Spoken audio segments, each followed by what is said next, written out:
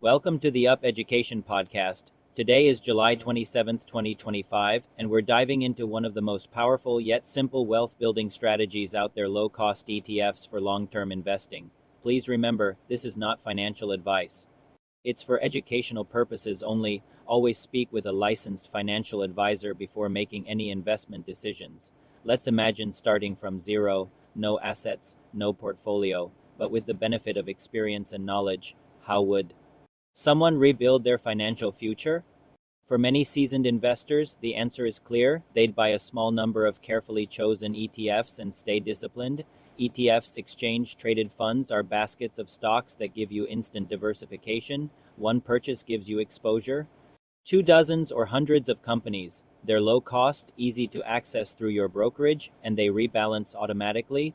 They also tend to beat most active fund managers.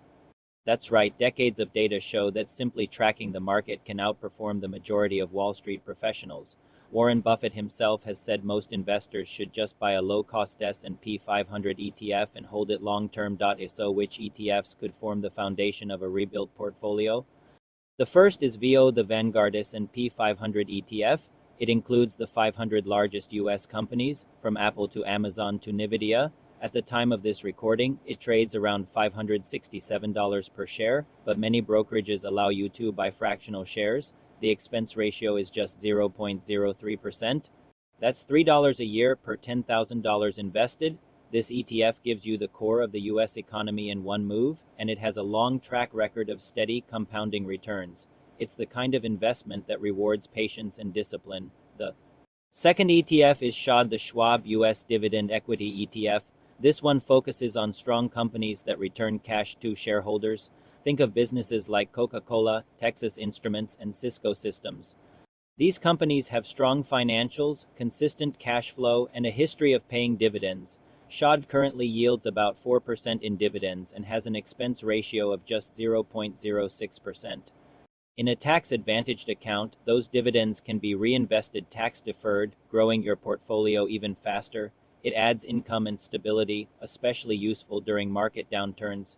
Now for the third QQ, the Invesco Nasdaq 100 ETF. This one focuses on high-growth, innovative tech companies, names like Meta, Amazon, Microsoft, and Tesla. These are firms that reinvest aggressively and grow fast. QQ is a little more volatile than the others, but it also has higher return potential. Even if you bought it at the peak of the tech bubble in 2000, you'd still have averaged strong double-digit returns by holding through the cycles. That's the power of staying invested. So how should you divide these three?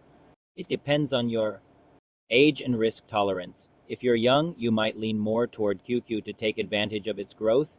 As you get closer to retirement, you might shift more into SCHD for income and stability. VO, the S&P 500 fund, is solid at any stage. Let's run a quick example. Say you're 30 years old with $100,000 in savings.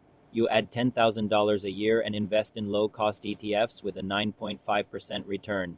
By the time you're 65, you could have around $6.6 million. Now let's say you mix in covered calls or cash secured puts to add 1 or 2% more each year. That brings you closer to $12 million. With smart strategy and discipline, small differences add up to huge outcomes over time. That's the power of compounding. That's the power of ETFs. So if you've ever felt overwhelmed by investing or unsure where to start, low-cost ETFs might be your answer. They offer simplicity, efficiency, and a proven track record that beats most of Wall Street without trying to outguess the market. Thanks for tuning into the Up Education Podcast. Be sure to subscribe and share this episode with anyone you know who wants to take control of their financial future. Until next time, keep learning, stay consistent, and invest with purpose.